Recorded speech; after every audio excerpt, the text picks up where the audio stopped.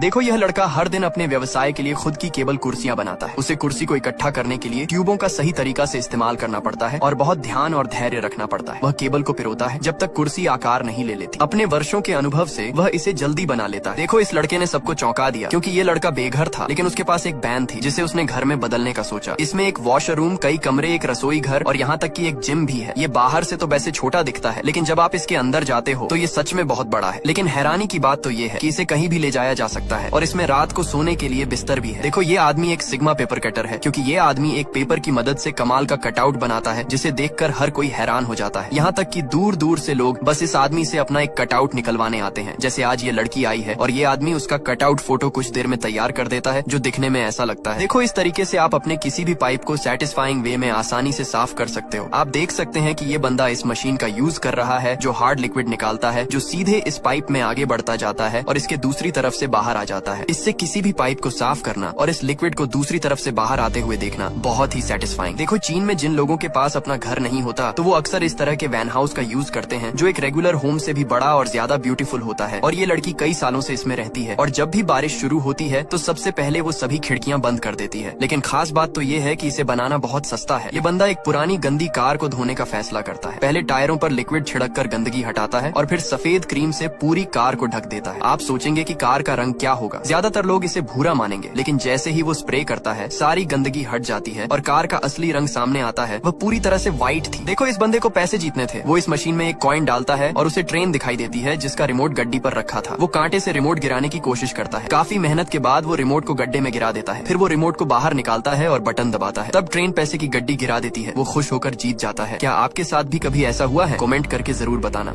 देखो ये आदमी पेड़ से गोंद इकट्ठा कर रहा है जो पेड़ को चोट लगने पर निकलता है। गर्मियों में ये गोंद सबसे ज्यादा और सबसे अच्छी क्वालिटी का होता है और एक पेड़ से साल में 2 से 5 किलो गोंद निकाला जा सकता है। इसे साफ करके दानेदार या पाउडर बनाया जाता है जिसका यूज चीनी से बनी चीजों में होता है। इसे खासकर पक्षियों के घोंसले के लिए यूज किया जाता है। देखो ये आदमी ताड़ के पेड़ों से पत्ते इकट्ठा कर रहा है। वो उन्हें धोने के बाद धूप में सुखाता है। जब पत्ते सूख जाते हैं तो वो उन्हें ब्रश करता है और रेशे बनाता है। फिर वो बड़ी सुई से सिलाई करके टिकाऊ रेनकोट बनाता है। ये रेनकोट लंबे समय तक चलते हैं और बारिश में बहुत यूजफुल होते हैं। इसे बनाने के लिए उसे स्किल्स और पेशेंस की जरूरत होती है। आपको ये कैसा लगा? देखो ये लड़की एक क्लाइंबिंग चैलेंज की कोशिश कर रही है जिसमें 9 सीढ़ियां हैं। हर नया स्टेप पहले से कठिन हो जाता है। वह आसानी से red, orange, yellow, green, blue और नेवी को पार कर लेती है, लेकिन अब दीवार की वजह से डिफिकल्टी बढ़ जाती है क्योंकि उसके हिलने डुलने के लिए बहुत कम जगह बची है। आखिर में वो खुद को लास्ट स्टेप तक पहुंचाती है।